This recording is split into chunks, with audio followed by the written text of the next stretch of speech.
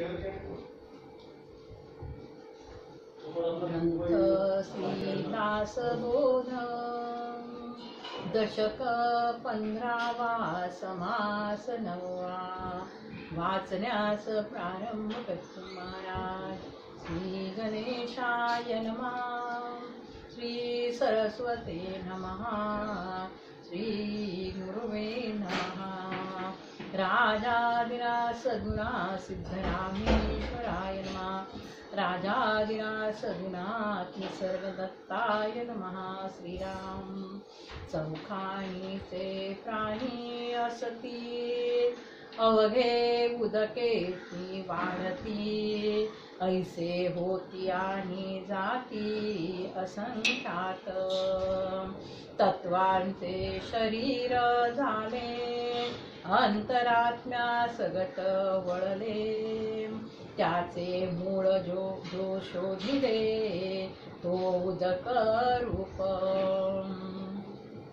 शरत्काळीची शरीरे पिळ पिळो झिरपती निरे उभय रेटे एकत्रे मिसळती रक्ती.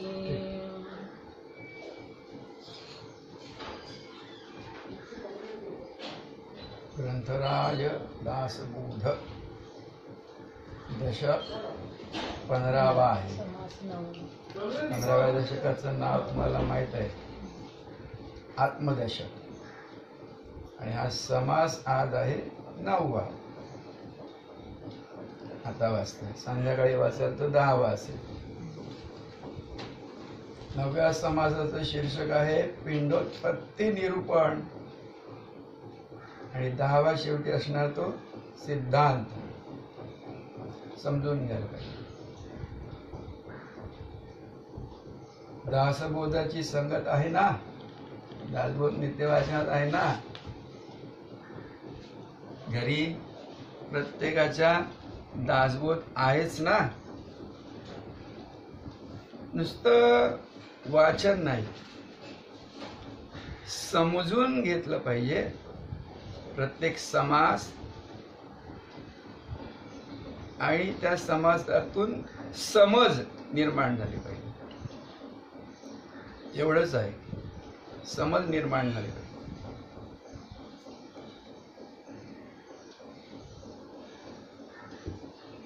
दासबोध आपला गुरुग्रंथ आहे, सगळ्यांना माहित आहे. गुरु काय नेहमी नित्य तुमच्या सोबत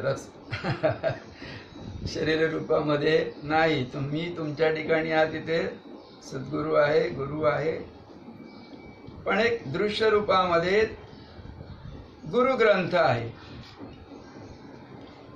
तो आपला दासबोध आहे. त्यामुळे दासबोधामध्ये जे सांगितलेलं आहे त्याचं सतत मनन चिंतन करीत राहायला पाहिजे.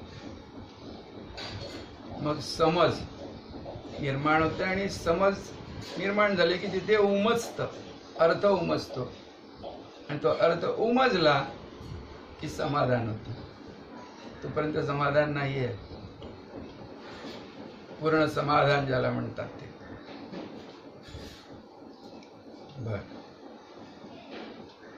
आता इथे समासाच्या सुरुवातीला सांगतायत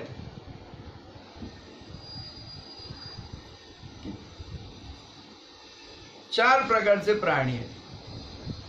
या पृथ्वी तलावर चौखाणीचे प्राणी असतात. वेगवेगळ्या प्रकारे निर्माण होतात, तुम्हाला माहिती आहे. त्यात त्यांनी स्वेदज, उद्भिज, जारज, अंडज आणि जारज. शेवटी घामापासून पण होतं. स्वेद म्हणजे घाम, माहिती आहे ना. उदाहरण माहिती आहे का रामायणातलं? मारुती चालला होता वरून, हनुमान, आणि ते घामचा थेंब खाली गळला. ती मगर होती, त्या मगरीच्या ठिकाणी तो थेंब पडला, मगरीच्या मुखामध्ये पडला किंवा मगरीच्या ठिकाणी. त्यातून तो मकरध्वज हनुमंताचा, मारुतीचा पुत्र. आणि आज तर विज्ञानाने अनेक गोष्टी सिद्ध होत आहेत.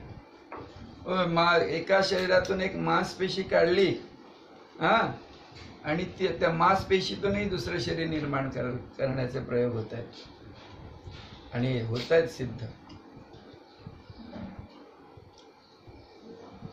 अशक्य असं काही नाही.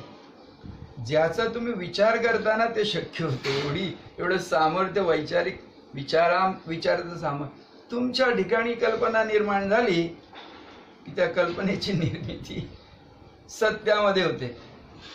आताच काही वर्षापूर्वी तुम्ही त्या जेम्स अँडरसनच्या परिकथा वाचल्यात ना, परिकथा ते त्याने काही वर्षापूर्वी असं पाहिलं, मुलांच्या परिकथा म्हणून लिहिलं त्याने की इथून चंद्रावर जाता येतंय, चंद्रावर राहता येतंय, असं परिकथेमध्ये आहे. आणि बघा 100-1 वर्षामध्ये ती परिकथा सत्यात उतरली ना, माणूस साक्षात चंद्रावरच जाऊन पोहोचला. म्हणजे कल्पनेचं सामर्थ्य आहे.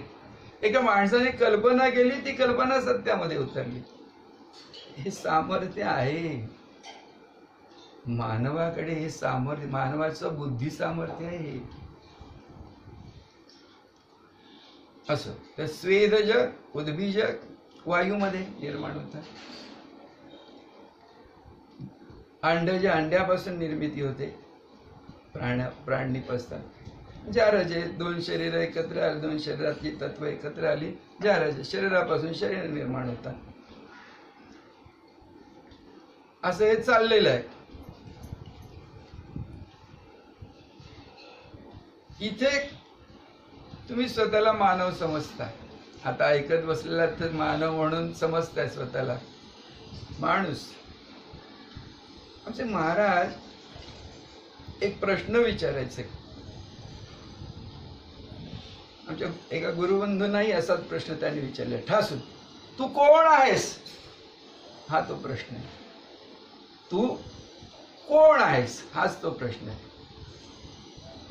एवढाच प्रश्न महत्वाचा आहे. हाच प्रश्न महत्वाचा आहे. कारण त्याचं उत्तर तुमच्या ठिकाणी तुम्ही काय देता ते महत्वाचं. तू स्वतःला काय समजतोस, कोण समजतोस, ते फार महत्वाचं आहे. का महत्वाचं आहे? कारण तुला भूल पडलेली आहे, भ्रम निर्माण झालेला, तू विसरूनच गेलेला आहेस की आपण कोण आहोत.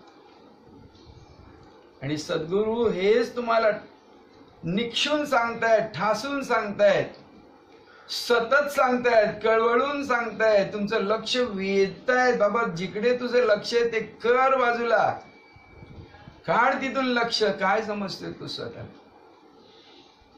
कोण समजतोय तू स्वतः? हा देह एक प्राणी, आहार निद्रा भय मैथून याच्यात गुरफटलेला नाहीस. तू प्राणी नाहीस, तू जीव नाहीस, तू शिव आहेस. तू शिव आहेस. मूळ तुझं काय आहे तिकडे तुझं लक्ष दे. तर महाराजांचे नेहमी सांगतात की अध्यात्मामध्ये मागे जायचंय, तुम्हाला मागे जायचंय. अध्यात्मामध्ये मागे म्हणजे मुळाशी येणं आहे. तुमचा प्रवास तिकडे मागे. हे जग पुढे चाललेलं आहे. सिद्धरामेश्वर महाराजांनी सांगितलं हे जग आता पुढे पुढे पुढे पुढे चालले. आता युद्ध, जागतिक युद्धाचं वातावरण आहे बघा, है ना. काय कुठचं ते? युक्रेन आणि रशिया. कोण? युक्रेन आणि रशिया. शार्दूलला बघा, शार्दूलची माहिती अपडेट आहे त्याच्याकडे. युक्रेन आणि रशियाचं ते युद्ध चाललं. म्हणजे हे काय आहे? सिद्धरामेश्वर तेव्हा सांग की हे जग विनाशाकडेच चाललेलं आहे. विनाशाच्या गर्तेत कोसळणार आहे.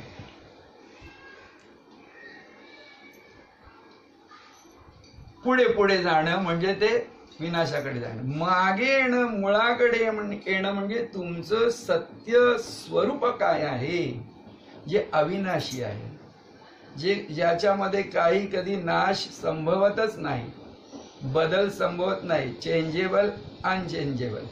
हे जग जे आहे शरीरापासून दृश्य रूपामध्ये जे अवतीभोवती दिसते ते चेंजेबल आहे बघा, चेंज होते सतत. आता आहे एक क्षण गेला, ताबडतोब बदल झालेला आहे. काल जे होतं ते आज नाही, आज जे आहे ते उद्या असणार नाही, आत्ताची घडी सुद्धा कायम नाही. असं सगळं अस्थिर आहे. स्थिर कोण आहे?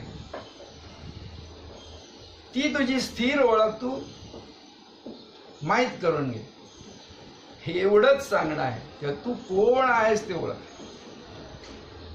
हे सगळं जे चौखाणीचं जे काय निर्माण झालेलं आहे, त्या चौखाणीच्या मुळाशी जे आहे ना, ते अचल तत्व आहे, स्थिर तत्व आहे.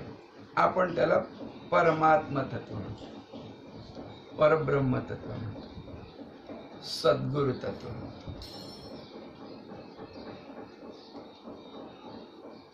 आणि ती ओळख करून घेतली, ती ओळख झाली रे झाली की ती स्थिरच झाली. समजा ती त्याची प्रचित स्वतः अनुभव, स्वात्मानुभव, आपला अनुभव आपण घेणं.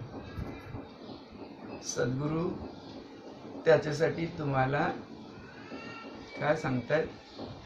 उपदेश देतात, उपदेश म्हणा, सांगणं सांगतायत म्हणा.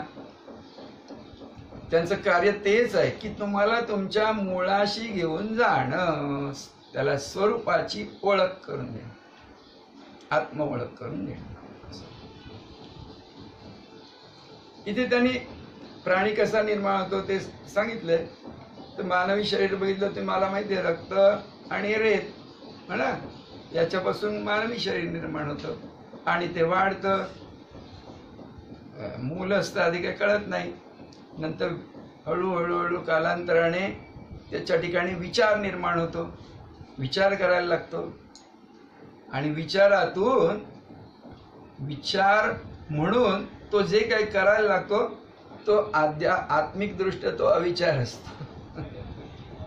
त्याला वाटतं मी माझी प्रगती करतोय, मी ज्ञान मिळवतोय, मी सुख भोगतोय, मी उत्तम प्रकारे व्यवहार करू शकतोय, बुद्धीचा वापर करतोय, बुद्धी कौशल्य आहे, बुद्धी चातुर्य आहे, अमुक आहे तमुक आहे, इतर प्राण्यांना जे अवगत नाही ते मला आहे.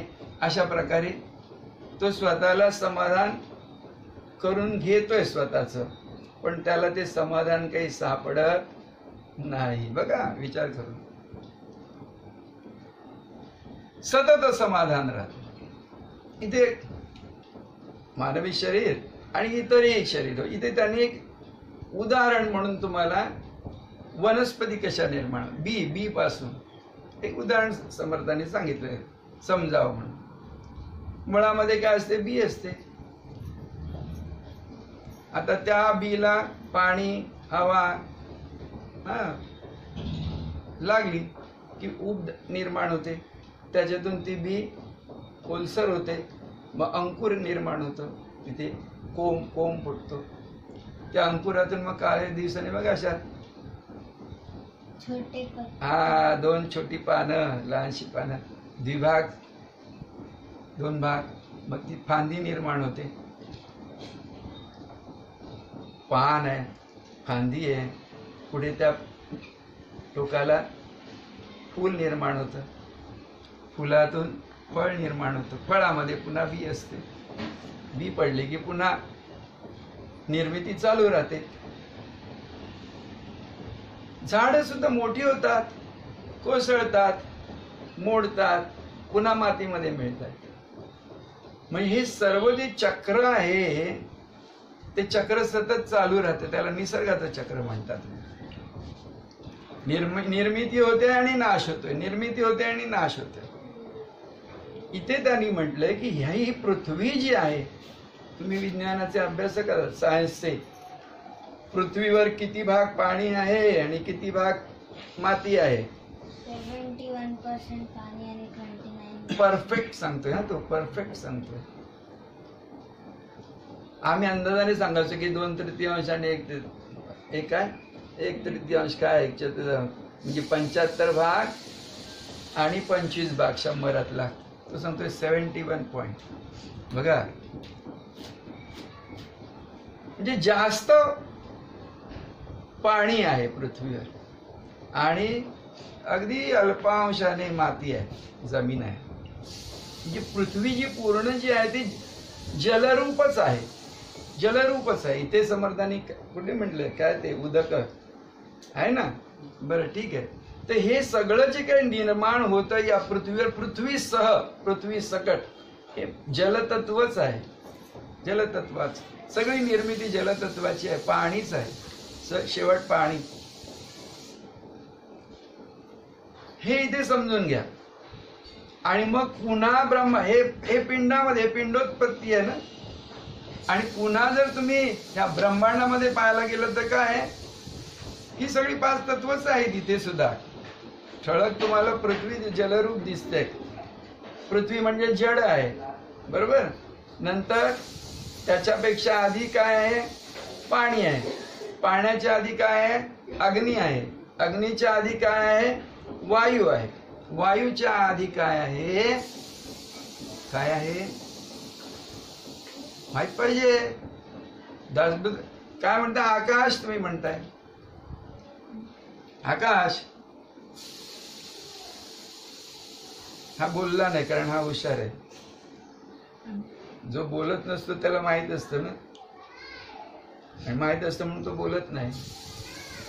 आणि हुशार असतो, चुकलं तर मौनम सर्वार्थ साधन. नाही पण माहित आहे. समर्थ आकाश तत्व, आकाश असा उल्लेख नाही करत. इथे त्यांनी अंतरात्मा असं म्हटलेलं आहे. मागे आपण पाहिलेलं आहे. हा, तर पृथ्वी, आप, तेज, वायू आणि आकाशाला ते अंतरात्मा म्हणतात. कारण ते तसंच आहे. किती सूक्ष्म विचार समर्थांनी केलेले आहेत किंवा सद्गुरू करतात. आकाश केवढं व्यापक आहे. अंतरात्मा तसा व्यापक आहे. अंतरात्मा तसा म्हणजे आकाशासारखा व्यापक आहे. मग जसं जसं जसं जसं तुम्ही आधी आधी म्हणजे मागे मागे जाता, पुन्हा बघा, जल, पृथ्वी, हा पृथ्वी, आप म्हणजे जल, अग्नी, वायू आणि आकाश म्हणजे अंतरात्मा. मागे मागे जाता तुम्ही, सूक्ष्म सूक्ष्म सूक्ष्म होत जाता. आणि ते अंतरात्मा म्हणजे कुठे, घ्या प्रचित. तुम्ही अंतरात स्वतःच्या ठिकाणी. मग आकाश जर घेतलं तर व्यापकत्व केवढं आहे तुमचं, प्रत्येकाचं, जीवाचं, प्राण्याचं किंवा कोणत्याही वस्तू मात्राचं, कोणत्याही वस्तू मात्राचं. सजीव असो की निर्जीव असो, त्याचं मूळ जे आहे ते वायूच्याही पलीकडे गेला. तुम्ही आकाश म्हणा, अंतरात्मा आहे. अंतरात्मा म्हणजे तुझ्या ठिकाणी आहे. केवढं व्यापक आहे जीव म्हणून. तो जीव नाही, तो शिवच आहे. चिदानंद रूप शिवोहम शिवोहम. जेव्हा तुम्ही म्हणता तेव्हा तुमचं सामर्थ्य ओळखून ते म्हटलं पाहिजे ना. सकाळी उठल्या आणि झोपे काकडानंतर बोलतोय चिदानंद रूप शिव. अरे नाही, ओळख स्वतःला. शिवोहम म्हणतोयस, काय ओळख आहे तुझी? जी ओळख धरून बसलाय ती नाही. लवकरात लवकर ती सांग, सोडून दे, हे सांग. तेव्हा समजून घ्यायचं. आता हे सगळं एवढं. ह्या समासाच्या शेवटच्या 2 ओव्या, शेवटच्या 2 ओव्या ह्या समासात. विसर्जन आवाहन विसर्जन, ऐसेची बोलिले विधान. पूर्व पक्ष झाला येथून सिद्धांत पुढे. एक मिनिट. हा, आता बघा, विचार करताना, समजून घेताना कसं रीत आहे ही, आणि रीत तशीच आहे मुळामध्ये. आता तुम्ही जे जीव म्हणून जन्मलात ते तुमच्या मुळापासून तुम्ही खाली आलात, अवतीर्ण झालात, खाली आलेलात. मूळ वरच आहे. ऊर्ध्व मूल, भगवद्गीते ऊर्ध्व मूलम अधःशाखम, तो प्रकार आहे. मूळ तुमचं वर आहे. परमात्मा स्वरूप तिथून खाली आलाय, त्याला ते समर्थ म्हणतात आवाहन. आणखी एक शब्द आहे खाजणी आणि दुसरा शब्द आहे भाजणी. आवाहन विसर्जन. म्हणजे आता मगाशी आपण विचार केला ना की मुळामध्ये अंतरात्मा, अंतरात्म्यापासून नंतर त्याला त्याच्या ठिकाणी जाग आली आपण असल्याची, परमात्मा स्वरूपाला जिथे जाग आली ते अंतर, म्हणून अंतरात्मा म्हटलं त्याला. म्हणजे आकाश, जाग आली म्हणजे आकाश म्हणलं. आकाशाच्या पुढे काय, आकाशामध्ये हालचाल निर्माण झाली, काय झालं, वायू निर्माण झालं. हालचालीतून वायूच्या ठिकाणी घर्षण झालं, अग्नितत्व निर्माण झालं. अग्नितत्वामध्ये पुन्हा जलतत्व असतं, ओलसरपणा. बघा तुम्ही विज्ञानाने पण सिद्ध करून, त्या ओलसर आग निर्माण होते आणि बाजूला काच असेल ना, बाजूला वाफ सुद्धा विरल की पाण्याचे थेंब दिसतात. हा, तर जलतत्व आटलं, कठीण मृदा तयार झाली, पृथ्वी तयार झाली. म्हणजे हे आवाहन आहे. म्हणजे त्याला खाजणी शब्द म्हणजे वरतून खाली येणे.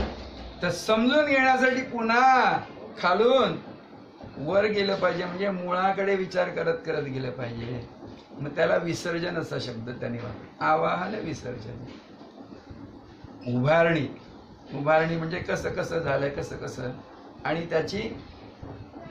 त्याचा विलय कसा होतोय हे समजून घेतलं पाहिजे.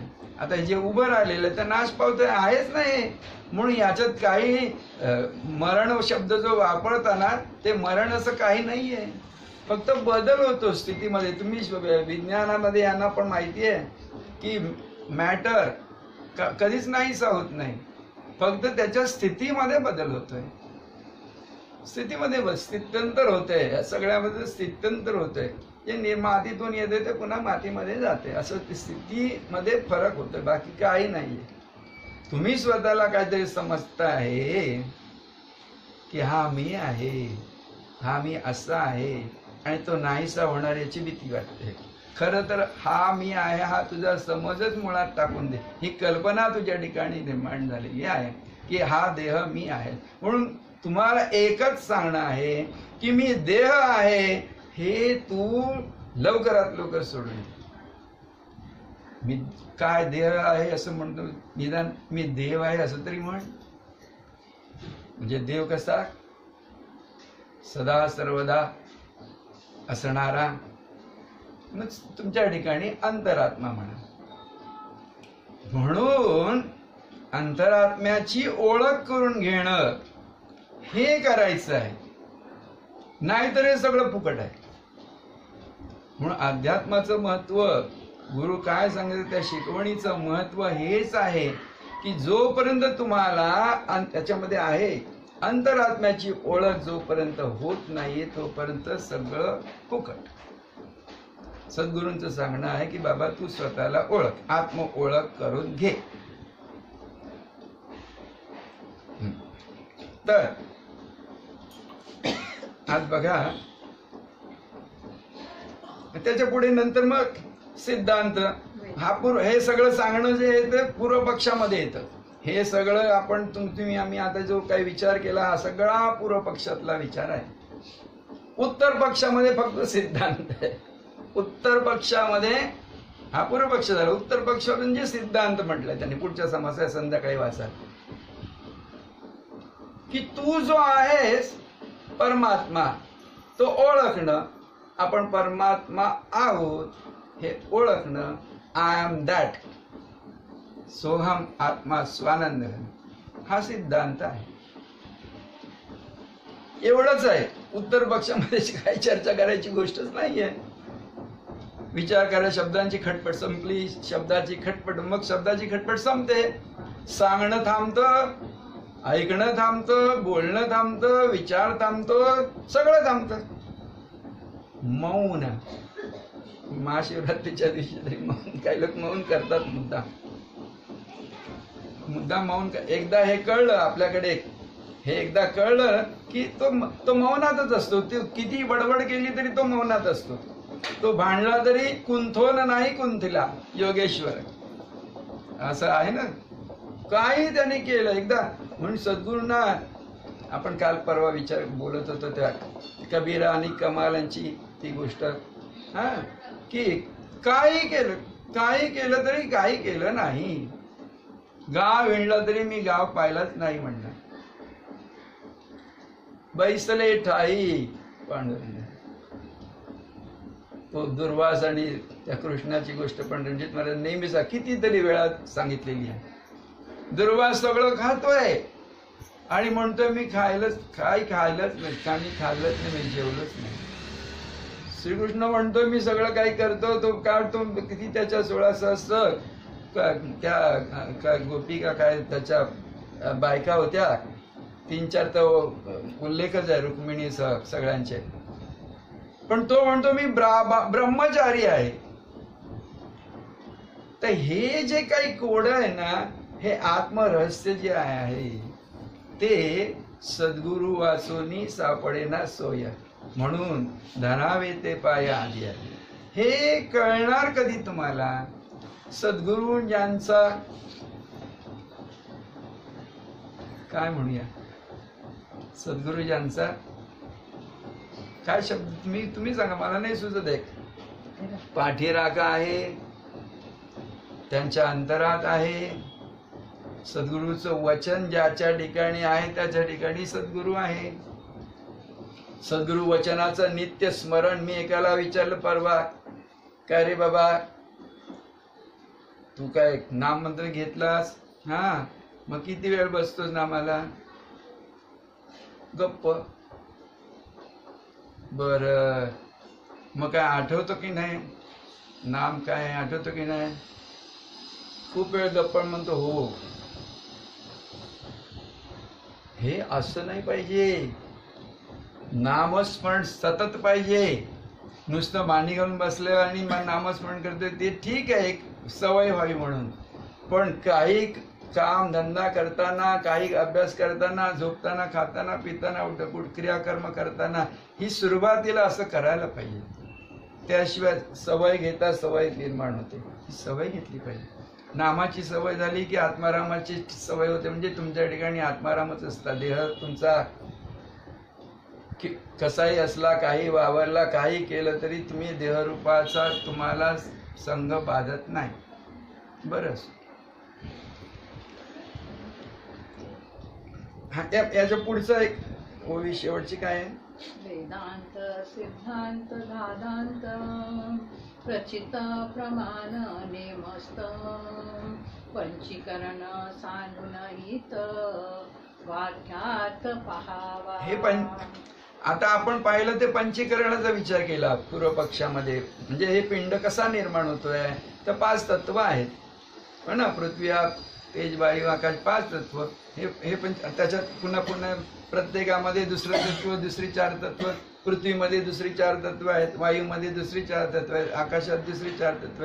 म्हणजे प्रत्येकाच्या ठिकाणी पुन्हा इतर तत्व आहे. सगळं मिळून हे पंचीकरणातून हे सगळं पिंड ब्रह्मांड निर्माण झालेला आहे. हाचा विचार पंचीकरणामध्ये तो पाहिलंच पाहिजे. प्रत्येकाने पंचीकरणाचा विचार झालाच पाहिजे. त्याशिवाय समज आणि उमज होणार नाही. हा, पिंडोत्पत्ती हा आजचा समाज. पिंड कसा निर्माण झाला हे कळलं पाहिजे. आणि तो पिंड त्याचं मूळ कळलं पाहिजे. मूळ कळणं तो सिद्धांत आहे. तर त्यांनी 3 शब्द वापरलेत. पहिला वापरलाय वेदांत, म्हणजे शास्त्र प्रचिती. शास्त्र काय सांगते त्याचा अनुभव म्हणजे विचार करून समज करून घेतला पाहिजे. नंतर गुरु प्रचिती, गुरुनी काय सांगितलंय, गुरूंची शिकवण काय आहे त्याचा विचार करून त्याची प्रचिती घेतली पाहिजे. आणि शेवटी दादांत म्हणजे स्वतःच्या ठिकाणी स्वतःची प्रचिती, आत्मप्रचिती. पटकन लक्षात येत नाही लोकांच्या. तर वेदांत काय त्यांनी म्हटलंय, सिद्धांत आणि धादांत. त्रिविधा 3 प्रकारची प्रचिती आली पाहिजे. मग समाधान होत आहे, अर्थबोध पूर्ण अर्थबोध होत आहे. आज योगायोगाने समासाचं, प्रत्येक समासाचं नाव जर तुम्ही पाहिलं तो कीवर्ड आहे. कीवर्ड तुम्ही काय म्हणता त्याला, कीवर्ड. समासाचा अर्थ समजून घ्यायचा. मी प्रत्येकाला तुम्ही तो समासाचं शीर्षक समर्थाने काय ठेवलं इथे, पिंडोत्पत्ती, पिंड कसा निर्माण झाला. आजचा दिवस कोणता आहे? हा बोला मोठ्याने. महाशिवरात्री. मग हळू काय? महाशिवरात्री मोठ्याने म्हटलं पाहिजे. शिवरात्र नेहमी असते 15 दिवसातून, महिन्यातून. हा ना, शिवरात्र असते ना काहीतरी. काय ते सोमवारी बघा मोठ तांदूळ काहीतरी वाहत काय असं काहीतरी आहे बाबा. हा मला तर शिवामूठ काहीतरी म्हणतात. आहे आपल्याकडे काय काय शास्त्रांमध्ये सांगितलंय, धर्मामध्ये सांगितलंय. लोक परंपरेने करतात. अर्थ कळतोच असं नाही, पण लोक करतात. महाशिवरात्र आहे. मग शिव म्हणून तुम्ही कोणाची पूजा करता हा प्रश्न पडला पाहिजे. शिव म्हणून तुम्ही कोणाची पूजा करता? लोक कुठे जातात? शंकराच्या देवळात. शंकराच्या देवळात शंकर म्हणून दिसतो का उभा जटाधारी शंकर? मग काय असतं तिथे? स्टॅच्यू. म्हणजे स्टॅच्यू कसा असतो तो शंकराचा म्हणून स्टॅच्यू कसा दाखवतात? हा शिवलिंग असत. शंकराचं लिंग म्हणजे ती पिंड. त्याला शब्द काय आपण मराठीमध्ये म्हणतो? त्याला पिंड म्हणतात बघा. पिंड म्हटलं की ताबडतोब शब्द येतो ब्रह्मांड. पिंड ब्रह्मांड, आत्मा परमात्मा. तर शिवाची पूजा करताय तो त्या पिंडीची पूजा करते. पिंड म्हणजे पुन्हा ते आत्मलिंग आहे आणि त्याच्या भोवती बघा असा गोलाकार दिसतोय. म्हणजे त्या शिवाला आमच्या महाराजांनी एकदा म्हटले घेरलेला आहे. त्या शिवाला घेरलेला असा शब्द आमच्या महाराजांनी, अगदी बोलण्या चालण्यातले शब्द महाराज नेहमी वापरायचे. कोणी घेरलेला आहे त्याला? प्रकृतीने. ते जे आत्मलिंग आहे, आत्मतत्व आहे, शिव आहे, त्याला प्रकृतीने घेरलेलं आहे. मुळामध्ये तो अदृश्य आहे, त्याला या दृश्य प्रकृतीने घेरलेलं आहे, वेढलेलं आहे आणि त्याची ओळख नाहीशी झालेली आहे. लोकांना कळतच नाहीये शिव म्हणजे काय. पिंडाची पूजा करताय, पिंडीची पूजा करताय, पण कळत नाही, समजत नाही. तुम्ही म्हणता ना चिदानंद रूपः शिवोहम शिवोहम, तर तुमच्या ठिकाणी जे आत्मलिंग आहे, जिथे तुम्हाला कळतं आपण आहोत, अशी तिथे जाणीव आहे. आता ह्या 5 तत्वातून, पंचीकरणातून शेवटी एक जाणीवच आहे. मग त्याला ज्ञान म्हटलं. आमच्या मला त्याला शुद्ध ज्ञान म्हणायचे. काय म्हणायचे? शुद्ध ज्ञान. तुला तुझ्या ठिकाणी आपण आहोत असं जे कळतं, तिथे लक्ष ठेव. म्हणजे ती पिंडी आहे, आत्मलिंग आहे. बघा असं समजून कुठे शंकराच्या देवळात जायला नको, कुठच्या देवळात जायला नको. तो अंतरात्मा ओळख, त्याच्याकडे लक्ष ठेव. ती त्याची पूजा होती, ती त्याची पूजा होती. त्याला विसरून तुम्ही जरी पूजा केलीत ना, काहीच होत नाही. त्याला विसरून तुम्ही त्रिखंडाचं राज्य केलं, त्रिखंड त्याला विसरून, तरी काही तुमच्या ठिकाणी प्राप्ती शून्यच, काहीच नाही. अंतरात्मा ओळखणं फार महत्वाचं आहे. मग ती त्या पिंडाला ओळख. आणि एकदा अंतरात्मा कळला, तिथेच त्याच ठिकाणी परमात्मा स्वरूप आहे. वेगळं नाही. समजायला तुम्ही काहीतरी ऊर्ध्वम काहीतरी आहे, पण तसं नाहीये. ते अवघ्या ब्रह्मांडाचं केंद्र तुम्हीच आहात, तुमच्या ठिकाणीच आहे. शिव हाच महाशिव आहे. शिवस्पर्श. शिव म्हणजे शिवणे. मराठीमध्ये फार सुंदर अर्थ आहेत आपल्या मराठीमध्ये. शिव म्हणजे शिवणे ना.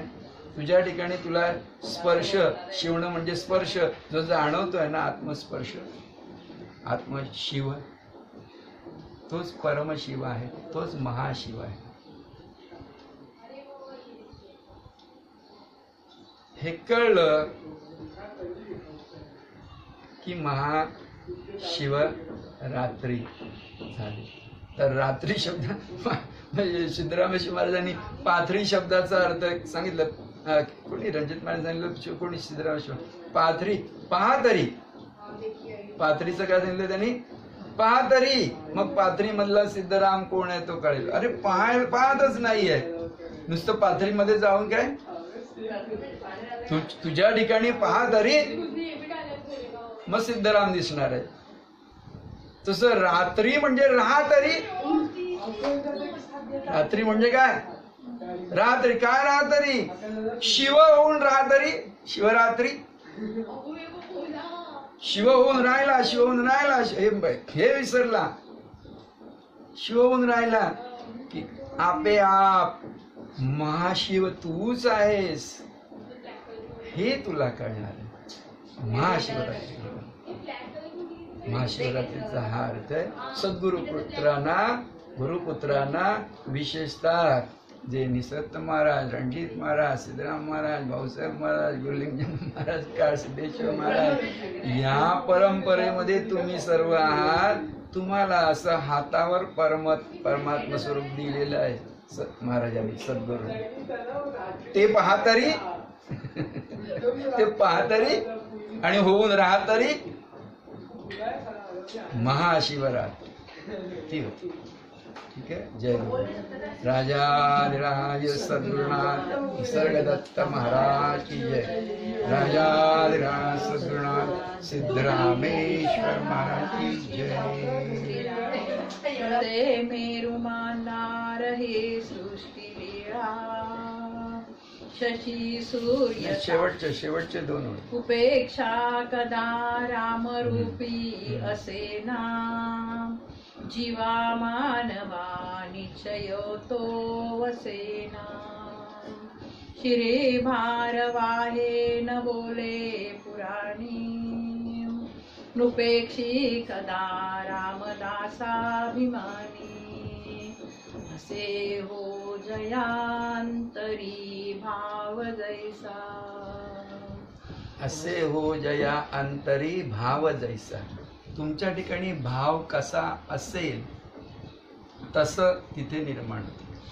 तर तुम्ही जर देहभाव घेऊन बसलात तर तसंच घडणार, सगळं नाशाला आणि काय दुःखाला कारणीभूत. तुम्ही आपल्या ठिकाणी आत्मभाव जर घेतला की मी आत्मा आहे, मी परमात्मा आहे, मी गुरुपुत्र आहे, हे शरीर मी नाही, हा भाव लवकरात लवकर घ्यायला पाहिजे. मग सुख तुम्हाला सुखच सुख आहे, परम सुख आहे, परम शांती आहे. आणि असा भाव जो ठेवून राहतो ना, अनन्यासी रक्षी तसे चापपाणी. चापपाणी म्हणजे श्रीराम, प्रभुराम, सद्गुरू. जो अनन्य होऊन राहतोय देह सोडून, जे आहे परमात्मा तत्व किंवा गुरुतत्व, सद्गुरु तत्व ते होऊन म्हणजे आत्मतत्व होऊन, त्याच्याशिवाय दुसरं काही नाही. अनन्य म्हणून शिष्य व्हावे तर खरेच व्हावे. अनन्य भाव असला पाहिजे. माझा गुरु वेगळा मी नाही, माझा गुरु माझा वेगळा नाही, माझा गुरु वेगळा मी नाही आणि गुरु माझा वेगळा नाही. हा अनन्य भाव आहे. असं जेव्हा घडतं तेव्हा त्याचं सर्व काही त्याचं जीवन, त्याचं मरण, त्याचं सगळं कर्म, त्याचा धर्म, सर्व काही तोच होतोय. पांडुरंग सद्गुरू होतोय. अनन्यासी रक्षी तसे चापू. म्हणून बघा, जे असे अनन्य भाव ठेवून राहिले त्यांचं रक्षण भगवंताने केलं. वेळोवेळी उदाहरणं आहेत.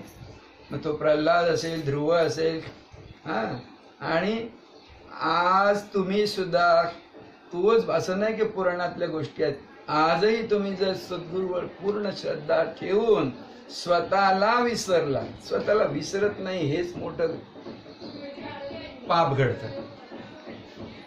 गुरूंच्या ठिकाणी तुम्ही गेलात, सद्गुरूंचे चरण धरलेत, मग ते धरून राहा. म्हणजे त्यांच्यावरच विश्वास, अनन्य भाव ठेवा, अनन्य शरण व्हा.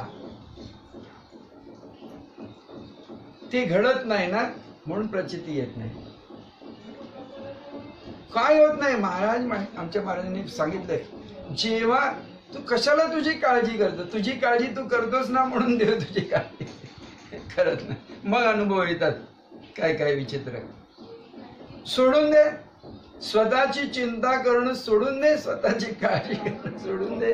कारण तसं नाही, तू या निसर्गामध्ये जे परमात्मा तत्व आहे ते तुझी महाराज सांगायचे की गर्भामध्ये तू होतास तिथे कोणी तुझी काळजी घेतली रे? काय होतं तिथे? तिथे सगळं पुरवठा होत होता ना.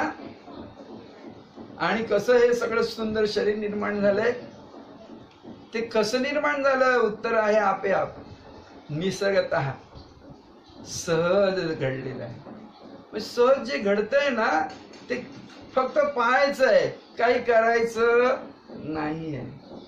काळजी पण स्वतःची करायची नाही. असं होऊन जर अनन्य भाव, अनन्य शरण होऊन राहिला की त्याचं रक्षण तो सद्गुरु श्रीराम करतोच. पण संकटामध्ये सुद्धा नाही, डगमगू नका. संकटामध्ये सुद्धा कुडावा रक्षण करणारा तो स्वामी, परमस्वामी सद्गुरु आहे. ह्याचा निश्चय ठेवा, निर्भय होऊन राहा.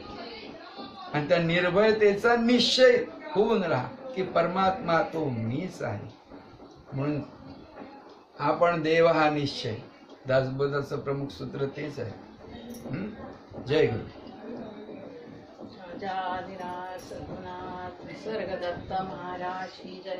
राजाधिराज सद्गुणात सिद्धरामेश्वर महाराज की जय. राजाधिराज सद्गुणात भाऊसाहेब महाराज की जय. राजाधिराज सद्गुणात गुरुलिंगम महाराज की जय. राजाधिराज सद्गुणात कासदेश्वर महाराज की जय. राजा सद्गुणाथ भाईनाथ महाराज की जय. सद्गुरुनाथ रणजीत महाराज की जय.